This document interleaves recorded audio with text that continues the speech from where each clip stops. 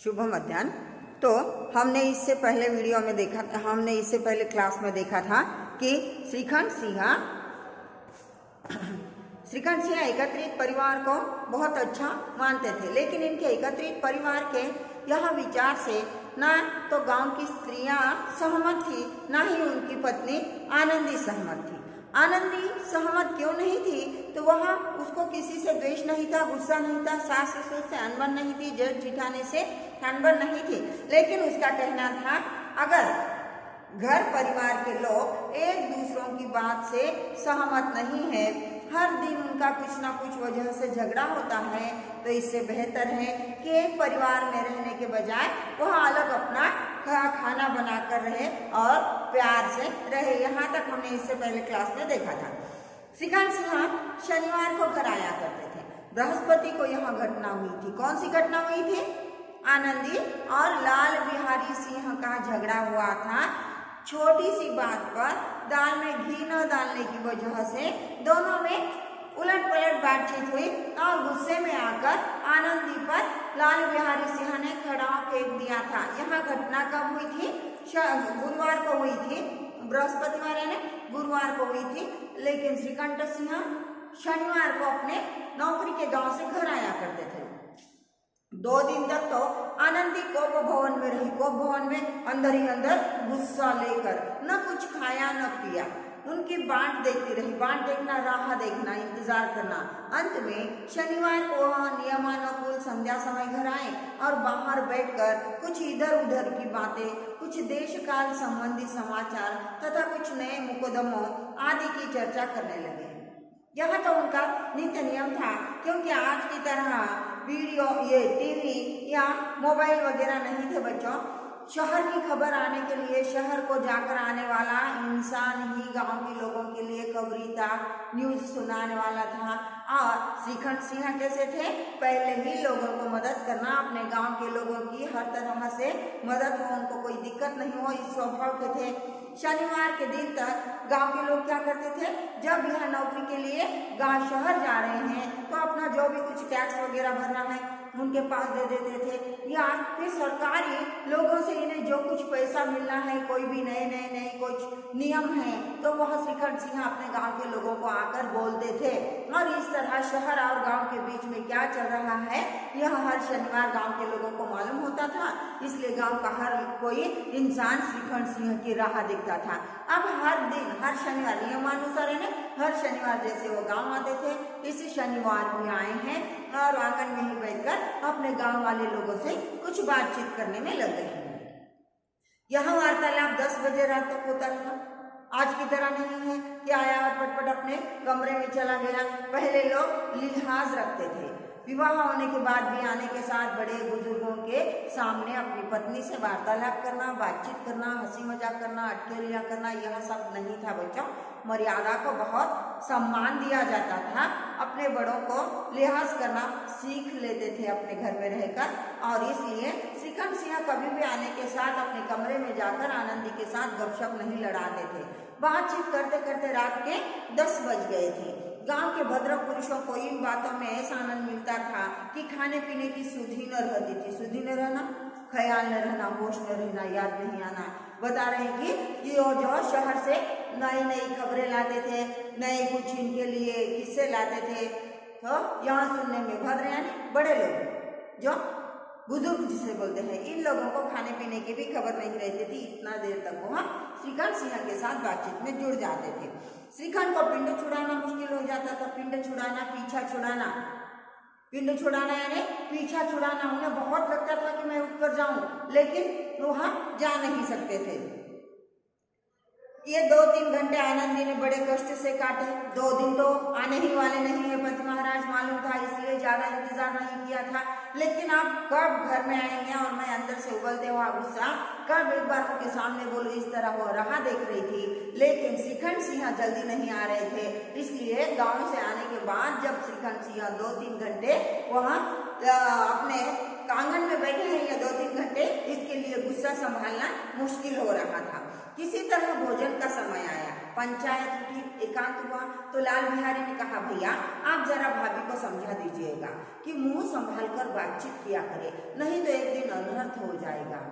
आनंदी अपने रूम में अपने कमरे में पति आने के साथ उसके साथ मैं सब कुछ बोल दूंगी बोलकर गुस्सा निकालने के लिए ठान कर बैठी है, लेकिन मौका हाथ से चला गया है बच्चों। लाल बिहारी सिंह ने क्या किया है कि भाई भाभी से मिलने के पहले ही भाभी की शिकायत भाई के साथ कर दी है और बताया है कि भाभी बहुत पलट कर जवाब दे रही है। पहले जमाने में यही था बच्चों, घर की स्त्री वहाँ बेटी रहो, बहू रहो, भाभी रहो, कोई भी रहो, घर में पलट कर जवाब नहीं दे सकती थी। बेनी माधव सिंह ने बेटे की ओर साक्षी दी। हाँ, बहू बेटियों का यह स्वभाव अच्छा नहीं कि मर्दों के मुंह लगे। जो घर में थे आनंदी के ससुर बेनी माधव सिंह जी, उन्होंने भी अपने छोटे बेटे की तरफ से ही बोला कि हाँ श्रीखंड, यह तो सही है कि घर की बहू बेटियां मर्दों के मुंह न लगे, यानी उनके साथ झगड़ा फसाद ना करें। बड़े घर की बेटी है तो हम भी कोई कुर्मी कहा नहीं। श्रीखंड ने चिंतित स्वर में पूछा, आखिर बात क्या हुई? तो बता रहे कि आनंदी, अगर बड़े घर की बेटी है तो हम भी कोई मौज मजदूरी करने वाले लोग नहीं हैं, हम भी तो अच्छे खासे लोग हैं। और तब वह पूछ रहे कि मेरे बात समझ में नहीं आ रही है कि आखिर काम के क्या हुआ, क्या बात हुई है? श्रीखंड खा पी कर कुछ भी नहीं, यही आंख की आंख में उलझ पड़ी। मायके के सामने हम लोगों को कुछ समझती ही नहीं, बता रहे कि बहुत बड़ी बात तो नहीं हुई है, यह बात बहुत छोटी है। आनंदी क्या है, अपने मायके की बड़ी बड़ी बातें करती है। सच क्या था बच्चों, हमने कहानी में देखा है कि ना ही आनंदी ने अपने मायके के बारे में कुछ कहा था, ना ही, लेकिन दोनों की गलत फहमियों की वजह से हुआ झगड़ा। यानी यहाँ लेखक आप बच्चियों को बताने की कोशिश कर रहे हैं कभी कभी सहज वाली बात भी झगड़े का मौका कैसे बन जाती है।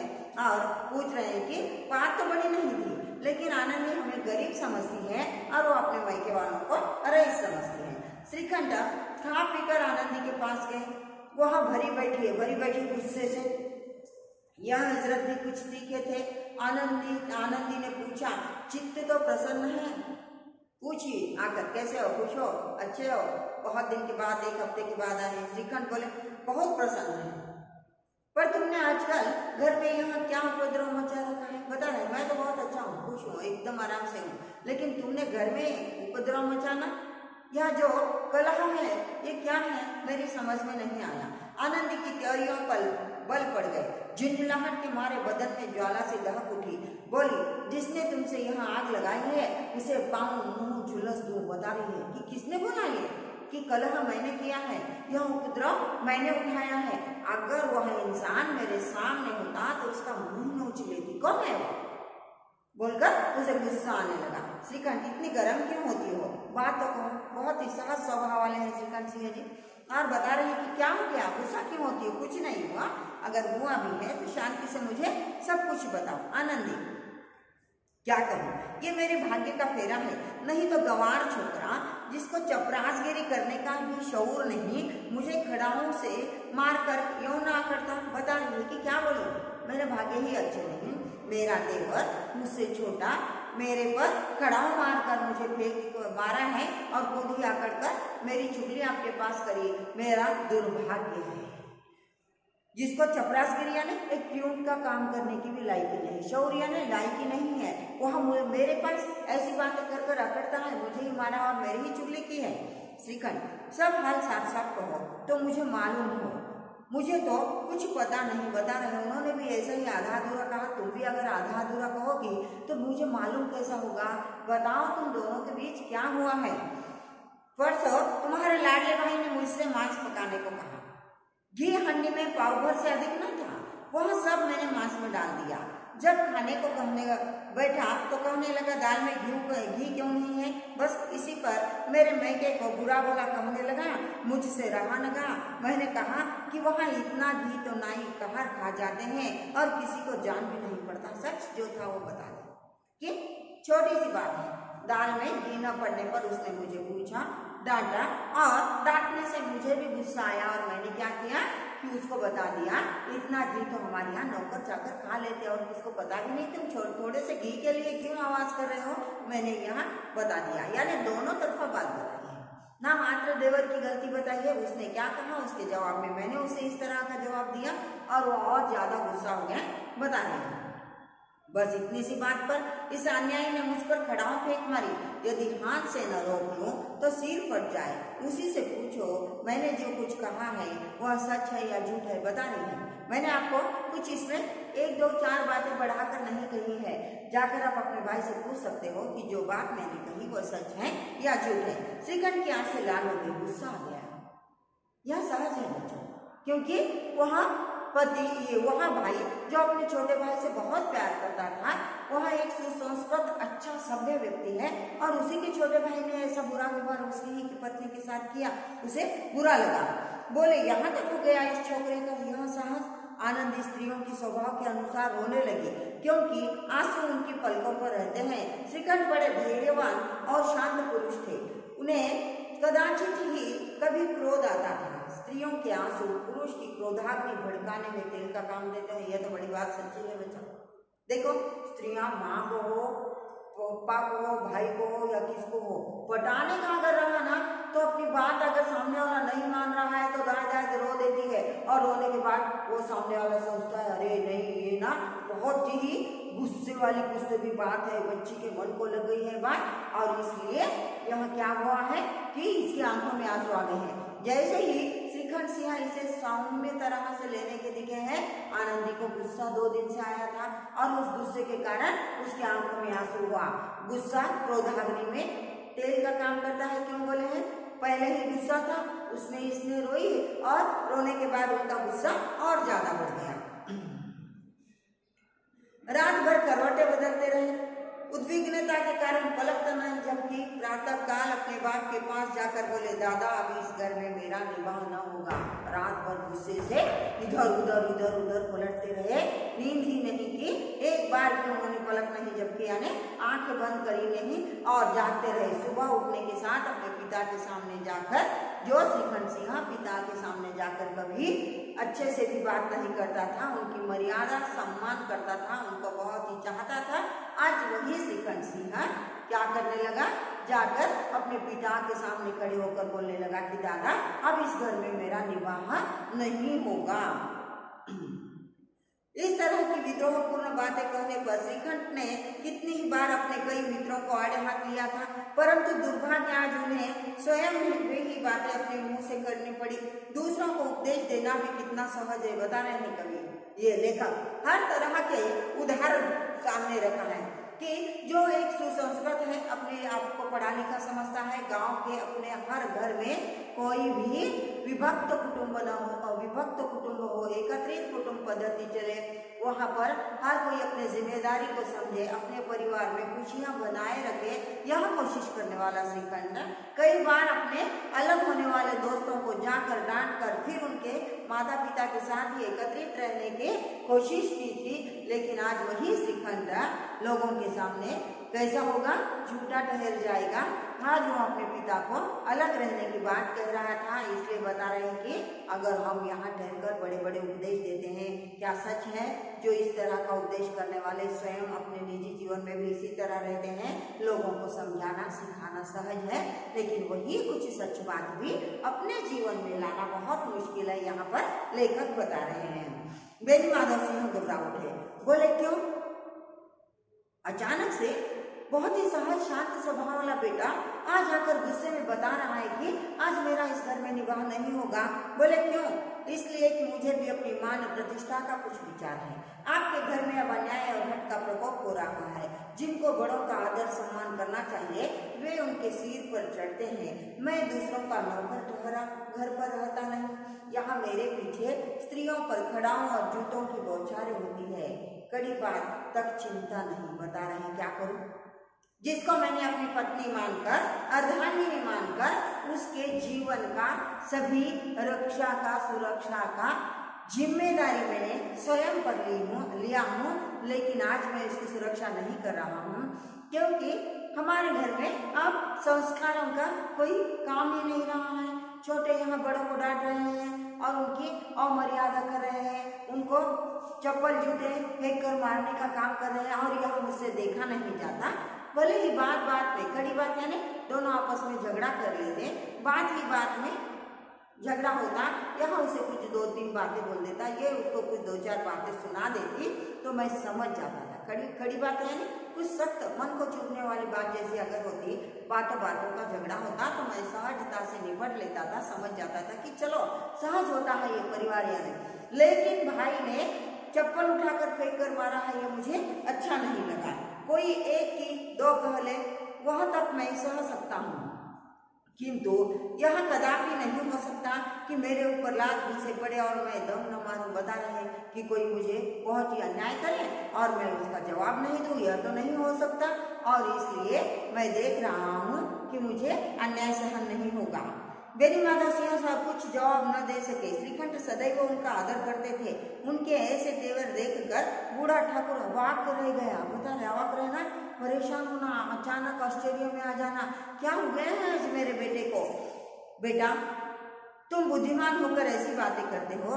स्त्रियां इस तरह घर का नाश कर देती हैं, उनको बहुत सिर पर चढ़ाना अच्छा नहीं। बता रहे पत्नी की बात सुनकर आज भाई से अलग रहने की बात कर रहे हो। पत्नी यानी स्त्री की बातों पर उतना ही गौर करो जितना हमारे लिए अच्छा है, नहीं तो यह स्त्रियां घर का सर्वनाश कर देती हैं। इनकी चुगली पर, इनकी बातों पर ख्याल नहीं करो बोलकर बेटे को समझाने की कोशिश कर रहे हैं श्रीकंठ। इतना मैं जानता हूँ कि आपके आशीर्वाद से ऐसा मूर्ख नहीं हूँ। आप स्वयं जानते हैं कि मेरे ही समझाने बुझाने से इस गांव में कई घर संभल गए, पर जिस स्त्री के मान प्रतिष्ठा का ईश्वर के दरबार में उत्तरदाता हूँ, उसके प्रति ऐसा घोर अन्याय और पशुवत व्यवहार मुझे असह्य है। अब सच मानिए, मेरे लिए यही कुछ कम नहीं है कि लाल बिहारी को कुछ दंड नहीं देता। बता रहे हैं कि आपको मालूम है पिताजी, मेरे ही बोलने से हमारे गांव में बहुत सारे बिगड़ते वाले दो घर होने वाले घर फिर स्वयं एकत्रित आकर अपने जीवन जी रहे हैं। क्या मैं छोटी सी ऐसी बातों पर घर छोड़कर जाने वाला हूँ? नहीं, लेकिन मैंने ईश्वर के सामने, विवाह कैसा होता है बच्चों? अग्नि को साक्षी रखकर बुजुर्गों को, पंडितों को, ब्राह्मणों को, बहुत सारे लोगों को विवाह में क्यों बुलाते हैं? कि इनके सब की अच्छी शुभकामनाएं इन वधू और वर के जीवन में इनके आशीर्वाद रहे, इनका जीवन आनंद, सुख और समाधान से बीता रहे। इसलिए अग्निकुंड को 7 फेरे दिए जाते हैं और उस अग्नि के सामने पुरुष अपनी स्त्री यानी अर्धांगिनी की सुरक्षा का जिम्मेदारी उठाता है। 7 वचन दोनों से बोले जाते हैं, यह पाले जाते नहीं वो बात अलग है, लेकिन बता रहा है कि ईश्वर के दरबार में, भगवान के साक्षी में मैंने इसकी सुरक्षा की जिम्मेदारी ली हूँ और मैं उसकी सुरक्षा नहीं कर पाया तो मैंने उस जिम्मेदारी का, उन वचनों का जो कुछ पालन करने का मेरे यहाँ यह है कर्तव्य है, मैं उससे विमुख नहीं हो सकता। यही सो अच्छा समझो कि मैंने अपने भाई को कुछ दंड नहीं दिया, मैंने उसको कुछ पूछा भी नहीं क्यों मारा, क्या करा। जहाँ मेरी पत्नी का सम्मान नहीं है उस घर से दूर रहना, इतना ही मेरा ख्याल है। श्रीकंठ लाल बिहारी को ये अब बेनी माधव सिंह गरमाए, ऐसी बातें और न सुन सके। बोले लाल बिहारी तुम्हारा भाई है, उससे जब कभी भूल चूक हो उसके कान पकड़ो, लेकिन बता रहे हैं उससे अगर गलती होती है तो उसके कान पकड़ लो, लेकिन घर मत छोड़कर जाओ। श्रीकंठ लाल बिहारी को मैं अब अपना भाई नहीं समझता। बता रहे हैं मैं उससे बहुत प्यार करता था, लेकिन जो हरकत उसने की, मेरे पत्नी के साथ खड़ाऊ फेंक कर मारने वाली गलती की, अब इस गलती के बाद मैं उसको अपना भाई नहीं समझता। स्त्री के पीछे श्रीकंठ सिंह के पिता उनको पूछ रहे हैं, बेनी माधव सिंह क्या अपने पत्नी के लिए भाई को छोड़ेगा? जी नहीं, उनकी क्रूरता और अविवेकी के कारण। बता रहे लाल बिहारी को मैं अपनी स्त्री के लिए नहीं छोड़ रहा हूँ, उसमें उसकी क्रूरता है, उसमें गुस्सा बहुत बड़ा है, वो अविवेकी है, उसमें अच्छे गुण बचे नहीं है, इसलिए मैं उसे छोड़ रहा हूँ, मेरा भाई नहीं मानता। दोनों कुछ देर चुप रहे। ठाकुर साहब लड़के का क्रोध शांत करना चाहते थे, लेकिन यह नहीं स्वीकार करना चाहते थे कि लाल बिहारी ने कोई अनुचित काम किया। बता रहे श्रीकंठ का गुस्सा कम करने की कोशिश कर रहे थे, लेकिन उन्हें मानना सहज नहीं था कि मेरे छोटे बेटे की तरफ से गलती हुई। बच्चों, यहाँ कभी कभी हमारे बड़े लोग भी कुछ छोटी सी गलतियां कर देते हैं। वो परंपरागत वहाँ यही सोचते हैं कि हम स्त्री को क्यों सम्मान दें, लेकिन यहाँ गलत है। अगर यहाँ बड़े होकर बेनी माधव सिंह दोनों को भी बुलाकर बोल देते थे कि लाल बिहारी की भी बहुत बड़ी गलती है, बेटा आज के बाद आप अपने भाभी को इस तरह का व्यवहार नहीं करना है, उन्हें भी सम्मान देना है, तो बात यही संभल जाती थी। लेकिन अपने अहंकार को साबित रखने के लिए, अपने झूठे अपने सम्मान को साक्षी रखकर उन्होंने क्या किया था, मात्र श्रीखंड को यहाँ घर में रुकाने की कोशिश कर रहे थे। लाल बिहारी को समझाने की उन्होंने कोई कोशिश नहीं की। इसी बीच में गांव के और कई सज्जन उनके चिलम के बहाने वहां आ बैठे। यह तो बड़ी मजे की बात है। बहुत एक हमारे गांव में, हमारे भारत में लोगों के पास समय बहुत है बच्चों। यह अपना समय किसमें भी लगाने की कोशिश करते हैं। देखो, घर के आस-पास पड़ोस में अगर दो सास बहू का या ननद भाभी का किसका झगड़ा चलता रहा ना, हम हमारा गैस थोड़ी देर बंद कर देते हैं, भागकर जाकर खिड़की से देखते हैं। खिड़की से नहीं दिखा तो फिर गली मोहल्ले में कहीं तो भी जाकर वह झगड़ा सुनने की कोशिश करते हैं, क्योंकि यह मनुष्य का स्वभाव है। और किसी के यहाँ झगड़ा होता रहा ना, हमें बड़ी मजा आता है सुनने के लिए, झगड़ा सुनने के लिए। कौन किसकी कितनी अच्छे से सम्मान कर रहे हैं, कितनी अच्छी गालियां दे रहे हैं, कौन किसका ज्यादा अपमान कर रहे हैं, कौन जीतेगा कौन हारेगा, इस तरह स्वभाव रहता है मनुष्य का। अब जैसे ही बाप और बेटे में कुछ अनबन होने लगी, क्योंकि यह कैसा था, सुसंस्कृत सभ्य परिवार था, यहाँ हर कोई एक दूसरे का सम्मान करते थे। आज तक इस घर में कभी किसका झगड़ा नहीं हुआ था। अचानक आज इस तरह का झगड़ा होते सुनाई देने के बाद धीरे धीरे धीरे लोग इनके आंगन में आने लगे। अचानक तो हम किसी के यहाँ जा नहीं सकते, नहीं जा सकते, इसलिए उन्होंने क्या किया है बच्चों, यहाँ पर उन्होंने कुछ मौका ढूंढा है। कुछ चिलम यानी तम्बाकू भरकर पीते हैं। पहले ये पेपर वाली सिगारेट नहीं आती थी, पहले मिट्टी से बनी एक ऐसी चिलम आती है, एक इंस्ट्रूमेंट रहता है जिसे कोन आइसक्रीम की तरह उसका शेप होता है, इसमें तम्बाकू भर देते हैं, उसे आग लगाकर फिर अपने जिसे उनको लत है वह लोग यहाँ इसकी स्मोक करते रहते हैं, इसे पीते रहते हैं। अब यहाँ ठाकुर लोगों के यहाँ क्या था कि तम्बाकू बहुत सारी रख दिया करते थे, गौर गरीब लोग उसमें से आकर उस चिलम में तम्बाकू लेते थे और पीकर अपना काम करा लेते थे। तो इस बहाने वहाँ पर आने लगे। कई स्त्रियों ने जब यह सुना कि श्रीखंड पत्नी के पीछे पिता से लड़ने को तैयार है तो खुश हो गए। इससे पहले गांव की स्त्रियों को उन्होंने अपनी सास से या ससुर से, देवर जेठ से झगड़ा होने के बाद फिर से मनाकर इसी घर में रहने की रुकाने की कोशिश की थी। वही श्रीखंड सिंह आज झगड़ा कर रहे हैं, तब गाँव की स्त्रियों को बहुत खुशी हुई। तो उन्हें बड़ा हर्ष हुआ। दोनों पक्षों की मधुर वाणियां सुनने के लिए उनकी आत्माएं तिल मिलाने लगी। गांव में कुछ ऐसे कुटिल मनुष्य भी थे जो स्कूल की नीतिपूर्ण गति पर मन ही मन जलते थे। बता रहे हैं कि कुछ लोग ऐसे थे नीतिपूर्ण गति पर, यानी जो बहुत अच्छा बता रहे थे आज इनके यहाँ कैसी आग लगी है, आज इनके यहाँ कैसा झगड़ा हो रहा है, आज तक तो किसी को झगड़ने नहीं देते थे। वे कहा करते थे श्रीखंड अपने बाप से दबता है, इसीलिए वह मन ही मन दबू है। बता रहे हैं कि आज तक कैसी बातें होती थी, श्रीखंड सिंह अपने पिता को सम्मान देता है बोलकर नहीं, वह अपने बाप से डरता है, इसलिए दबो है यानी डरपोक है, इसीलिए वह किताबों का कीड़ा है। बेनी माधव सिंह उसकी सलाह के बिना कोई काम नहीं करते, यह उनकी मूर्खता है। पिता कोई बड़ी बात नहीं है बच्चों, आज का जनरेशन प्रगत विचारों का है। पिता को आज के इतना नॉलेज नहीं है या नहीं बोल सकते, उनके वक्त उनके समय का नॉलेज उनके लिए भरपूर था, लेकिन इस छोटी सी उम्र में आज तकनीकी का नॉलेज आपको बहुत है। मोबाइल की व्यवस्था में देखो कुछ चीजें हमें पता नहीं होती, हम हमारे बच्चों से पूछ लेते हैं कि भैया ये कैसे करना है, तो इसमें कुछ कम वाली बात नहीं है। अगर जो ज्ञान हमें नहीं है वह ज्ञान अगर हम हमारे बच्चों से, स्टूडेंट से या हमने हमारे छोटों से ले तो उसमें कोई गलत बात नहीं है।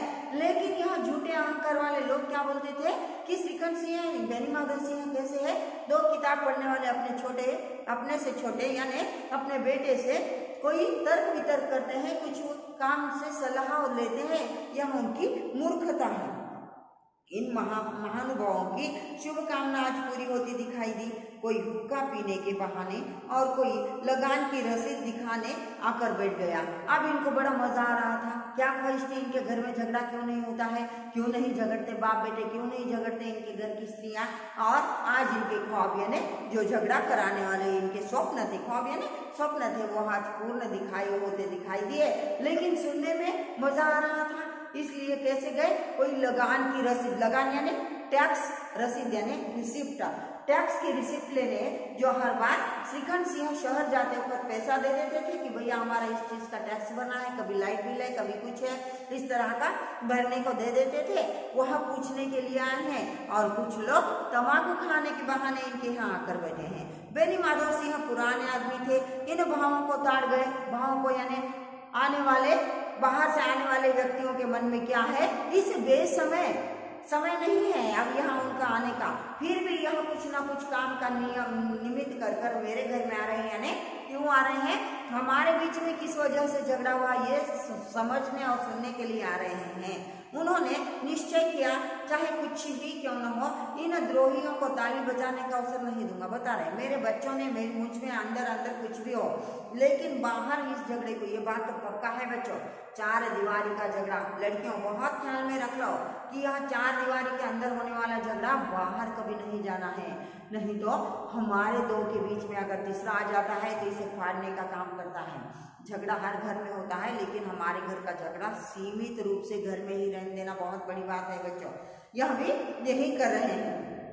बेटा तुरंत कोमल शब्दों में बोले, बेटा मैं तुमसे बाहर नहीं हूँ, तुम्हारा जो जी चाहे करो, अब तो लड़के से अपराध हो गया। बता रहे हैं झगड़ा, अगर मैं भी बोलूंगा कि नहीं नहीं तू छोड़कर जा नहीं सकता, मेरे छोटे बेटे ने ऐसा क्या किया, तू अपनी पत्नी को समझा, अगर बोलूंगा तो बात बढ़ जाएगी, लोगों के सामने अलग अलग सी बातें होने लगेंगे। और उसके लिए उन्होंने क्या बोला कि नहीं बेटा ऐसा कुछ नहीं है, तू जो बोल रहा है वही सही है, मैं तेरे बातों को विरोध करने वाला नहीं हूँ, बाहर नहीं हूँ, यानी तेरे विचारों से मैं सहमत हूँ, तू जो चाहे कर ले, क्योंकि आप मेरे बेटे से तो अपराध यानी गलती हो गई है। इलाहाबाद का अनुभव रहित झल्लाया हुआ ग्रेजुएट इस बात को न समझ सका। श्रीखंड सिंह पढ़े लिखे थे, लेकिन यह अंदरूनी दांव पे यह पिता ने अचानक से अपना पवित्रा क्यों बदल दिया। अभी तक विरोध करने वाले पिताजी अचानक मेरी बातों से सहमत क्यों हुए हैं, ऐसा क्या हुआ, इस बात को बेचारा यह किताबी नॉलेज वाला व्यक्ति समझ नहीं सका। उसे डिबेटिंग क्लब में अपनी बात पर अड़ने की आदत थी। इन हथकंडों की उसे क्या खबर, बता रहे हैं डिबेट जब होती है, वाद विवाद होता है, तो वो अड़े रहता था अपने कि कोई एक विषय है और वहाँ कुछ लोग उसे अच्छा बोलते हैं, कुछ लोग अच्छा नहीं है बोलते हैं, जो भी विषय को यह चुन लेता था अच्छे या बुरे, वही उसी पर अड़कर बहुत देर तक बातचीत करता था, उनसे बहस करता था, उनके साथ वाद विवाद करता था। लेकिन यहाँ अचानक से बदल कर फिर झगड़ा छोड़कर स्नेह प्यार की बातें करने वाली बात को यह नहीं समझ सका। बाप ने जिस मतलब से बात पलटी थी वह उसकी समझ में नहीं आया। बोला लाल बिहारी के साथ अब इस घर में नहीं रह सकता। बता रहे हैं कि पिता ने क्यों इस तरह बोला उसे कुछ समझ में नहीं आया, बस एक ही बात बता दिया कि अब मैं मेरे छोटा भाई लाल बिहारी के साथ इस घर में नहीं रहूंगा। बेनी माधव सिंह, बेटा बुद्धिमान लोग मूर्खों की बात पर ध्यान नहीं देते, वह बेसमझ लड़का है, उससे जो कुछ भूल हुई उसे तुम बड़े होकर क्षमा करो। अंडरलाइन करना बहुत जरूरी है बच्चों इन वाक्यों को, क्योंकि ये क्या है आपको पूछे जाते हैं। संदर्भ से स्पष्टीकरण कीजिए, किसने किससे कहा में आता है, और ये कभी 1 मार्क या कभी 3 मार्क के लिए क्वेश्चन बनकर आपके पास आता है। तो क्या बोला है यहाँ पर कि समझदार लोग मूर्खों की बात पर ख्याल नहीं देते, अगर उससे कुछ गलती हुई है तो उसे तुम दंड दे दो, लेकिन घर छोड़कर जाने वाली बात नहीं करो। उसकी इस दुष्टता को मैं कदापि सह नहीं सकता, या तो वही घर में रहेगा या मैं ही। आपको यदि वह अधिक प्यारा है तो मुझे विदा कीजिए, मैं अपना भार संभाल लूंगा। यदि मुझे रखना चाहते हैं तो उसके लिए उससे कहिए जहाँ चाहे चला जाए, बस यह मेरा अंतिम निश्चय है। अब बेनी माधव द्विधा में है बच्चों, क्यों बोलो, घर में कमाने वाला एक ही व्यक्ति है, वो है श्रीखंड सिंह, वहाँ घर छोड़कर जाने के लिए तैयार है, या पिता के सामने उसने 2 शर्त रखी है, एक तो वहाँ छोटे बेटे को घर छोड़कर जाने को बोले, या वह छोटे बेटे से प्यार करते हैं उसे घर में रखना चाहते हैं तो मुझे विदा कर दे, मैं अपना काम, मैं अपना संसार स्वयं से संभाल लूंगा। अब छोटा बेटा निकम्मा है, उसे बाहर भेजते हैं तो परेशानी होगी, अगर श्रीखंड सिंह को बाहर भेजते हैं तो भी परेशानी होगी, क्योंकि श्रीखंड सिंह एकमात्र कमाने वाले व्यक्ति थे। बेनी माधव सिंह बहुत ही परेशान हो जाते हैं। लाल बिहारी सिंह दरवाजे की चौखट पर चुपचाप खड़ा बड़े भाई की बातें सुन रहा था। वह उनका बहुत आदर करता था। उसे कभी इतना साहस नहीं हुआ था कि श्रीखंड के सामने चारपाई पर बैठ जाए, हुक्का पी ले या पान खा ले। बाप का भी वह इतना मान न करता था। अपने पिता से भी ज्यादा अपने बड़े भाई को लाल बिहारी सिंह सम्मान देता था। पलंग पर न बैठना। आज देखो बच्चों, आज हमारे में धीरे धीरे हमारी संस्कृति सभ्यताओं का लोप होता जा रहा है, चले जा रही है, हमारे यहाँ से छूट रही है। पहले घर में इस तरह के संस्कार थे। घर का बड़ा मुखिया, दादाजी, पिताजी, माँ, दादा, चाचा, चाची, जो भी कोई हमसे बड़े हैं, वह अगर सोफे पर, पलंग पर, चेयर पर बैठे हैं तो उनसे छोटे कभी भी उनके पास जाकर नहीं बैठते थे। आज देखो हमारे दादा दादी बैठे रहते हैं और हमारे बच्चे लंबे लाट पैर कर उनके तरफ पैर कर सोते रहते हैं। यह असभ्यता का वर्तन है बच्चों, ये संस्कार नहीं है। पहले इस तरह नहीं होता था।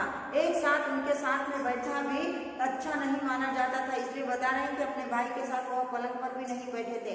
हुक्का पान यानी पहले भी शौक जौक किए जाते थे, लेकिन कैसे किए जाते थे? छुप छुपा के। आज देखो एक ही टेबल पर ग्लास रखे जाते हैं, एक ही लाइटर से 2 सिगार सुलगा लेते हैं, एक तरफ बेटा और एक तरफ बाप। कहीं मर्यादा नहीं है। लेकिन पहले पान खाना भी, बड़ों के सामने पान खाना भी गलत समझा जाता था। यह लोग छुप छुपा के कभी तीज त्योहार में अपने दोस्तों के साथ गांव के बाहर मंदिर में इधर उधर छुप कर अपने पान खाना या सिगार बीड़ी जो भी कुछ है अपने लत को पूरी करने की कोशिश करते थे। लेकिन यह बात कैसी थी? दोस्तों की बात दोस्तों में रहती थी। कोई भी अपने घर के बड़ों को यह बात बोलता नहीं था। यानी बड़ों को इतना डरते थे कि आज हम पान सुपारी खा रहे हैं या कुछ सिगार वगैरह पी रहे हैं, यह बात घर में पता चली तो हमें बहुत डांटा जाएगा।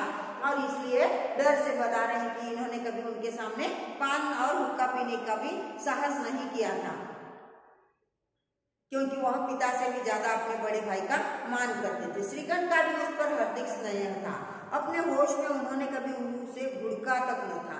जब वो इलाहाबाद से आते तो कुछ उसके लिए कोई न कोई वस्तु अवश्य लाते। मुगदर की जोड़ी उन्होंने ही बनवा दी थी। बता रहे हैं वह भी अपने छोटे भाई से बहुत स्नेह और बहुत प्यार करते थे।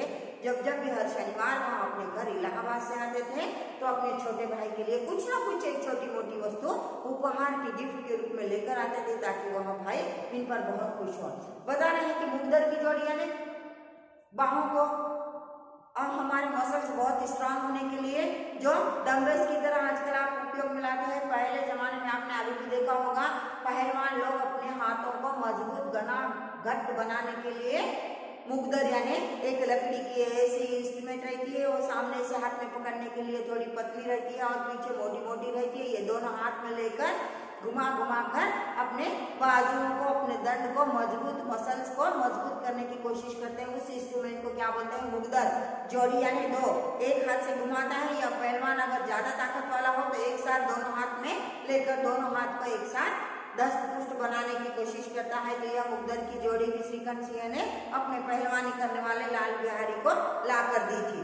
पिछले साल जब उसने अपने से डेढ़े जवान को नागपंचमी के दिन दंगल में पछाड़ दिया, दंगल यानी कुश्ती का खेल में अपने से उम्र में बड़े और ताकत में ज्यादा रहने वाले पहलवान को भी हरा दिया था। तो गांव के खेल में, गांव में ऐसी छोटी मोटी स्पर्धा होते रहती है, यात्रा के समय हो या कोई तीज त्योहार के समय हो, क्योंकि पहले मनोरंजन का कोई जरिया नहीं था, टीवी सिनेमा वगैरह नहीं था, कि लोग अपना मनोरंजन इसी तरह कर लेते थे। और जब गांव में ऐसी स्पर्धा थी तो एक पहलवान को उन्होंने हरा दिया था। तब खुश होकर 5 रुपए के पैसे लुटाए। ऐसे भाई के मुंह से आज ऐसी हृदय विदारक बात सुनकर लाल बिहारी को बड़ी ग्लानि हुई। बच्चों आप समझ रहे होंगे 5 रुपए के पैसे, या आज के 5 रुपए नहीं, आज के 5 रुपए हमारा छोटा बच्चा नहीं लेता, चॉकलेट आता नहीं बोलकर फेंक देता है। लेकिन यह 5 रुपए क्या है? जब पैसों का मूल्य था बच्चों, 5 रुपए में एक परिवार आराम से महीना भर अपनी रोजी रोटी खाकर आराम से रह सकता था, क्योंकि तब पैसों का मूल्य था। आज पैसों का मूल्य गिरता आ रहा है। आज के 5000 से भी ज्यादा पैसे तब के 5 रुपया है। तो यह 5 रुपए के पैसे चिल्लर कर वह अपने भाई पर से उछाल रहा था। उतना स्नेह और प्यार करने वाला भाई अचानक से मेरे बारे में ऐसे बोल रहा है। लाल बिहारी को भी परेशान हुआ। ऐसे भाई के मुंह से आज ऐसी हृदय विदारक बातें सुनकर सुनकर लाल बिहारी को बड़ी ग्लानि हुई, ग्लानि होना दुख होना। वह फूट फूट कर रोने लगा। इसमें संदेह नहीं कि अपने किए पर पछता रहा था। भाई के आने से एक दिन पहले से उसकी छाती धड़कती थी।